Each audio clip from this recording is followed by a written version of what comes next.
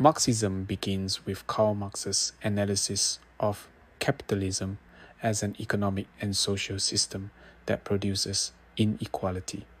Marx argued that society is not neutral.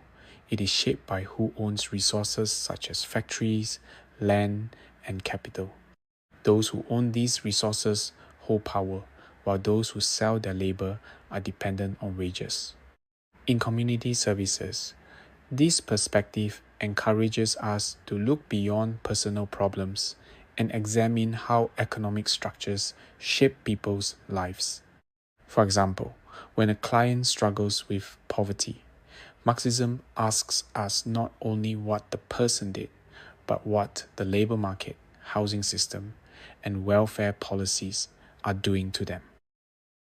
Marx developed his theory during the Industrial Revolution, when large factories replaced small-scale production. Workers migrated into cities, worked long hours, and earned minimal wages, while owners accumulated wealth. Rather than blaming individuals, Marx examined the structure of capitalism itself. He argued that inequality was not accidental, but built into the system. This historical context is important for community services today. While conditions have improved, we still see insecure work, casualization, and gig economies that reproduce similar power imbalances between employers and workers.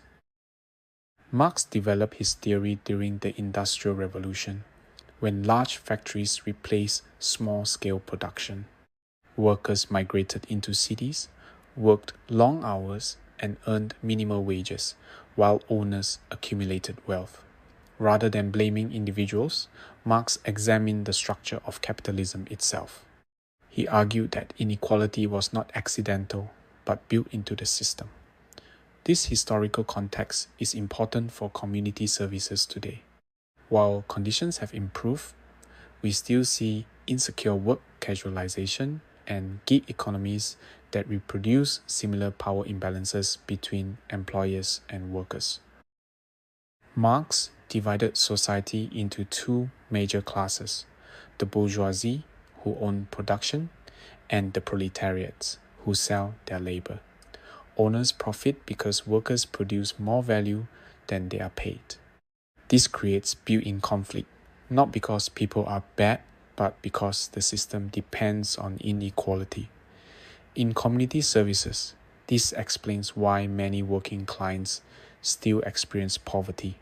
For instance, aged care workers may work full-time yet struggle with housing costs because the industry undervalues their labor while organizations seek efficiency and profit.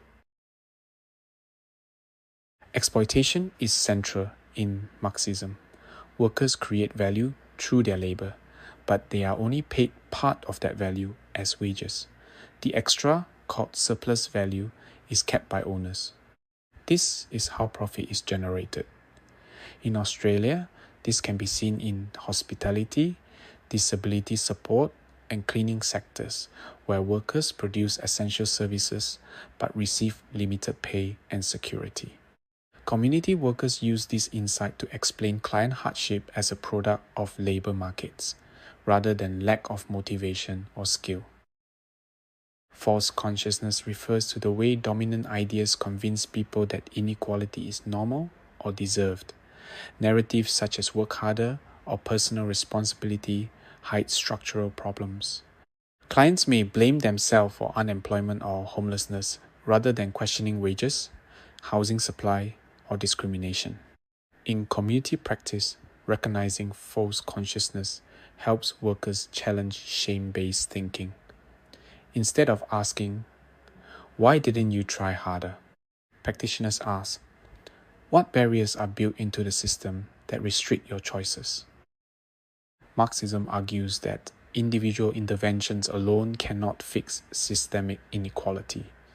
While case management is important, lasting change requires collective action. This includes unions, tenant groups, cooperatives, and advocacy campaigns. In community services, this might involve supporting clients to join housing campaigns or workplace collectives. Rather than only solving one person's problem, Marxist informed practice aims to change the conditions producing the problem, such as insecure housing markets or unfair employment policies. In Australia, Marxist ideas appear in non-revolutionary ways. Community workers recognize that low income, housing stress, and job insecurity are structural, not personal. Organizations advocate for fair wages, penalty rates, and union protections. Marxism also critiques welfare policies based on mutual obligation, which often punish individuals while ignoring structural unemployment and housing shortages. Practitioners therefore balance individual support with advocacy, policy critique, and community organizing. Consider a community organization supporting low-paid service workers. Instead of telling clients to upskill individually, the organization analyzes wage suppression across the industry. Workers are supported to organize collectively, engage unions, and advocate for secure contracts. This shifts the story from personal failure to systemic injustice. In Australia, similar campaigns have improved penalty rates and conditions for care and hospitality workers. The case shows how Marxist thinking informs practical advocacy, not just theory. Marxism's strength lies in exposing how economic systems create inequality regardless of effort.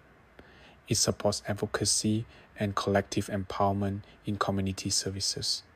However, it also has limits.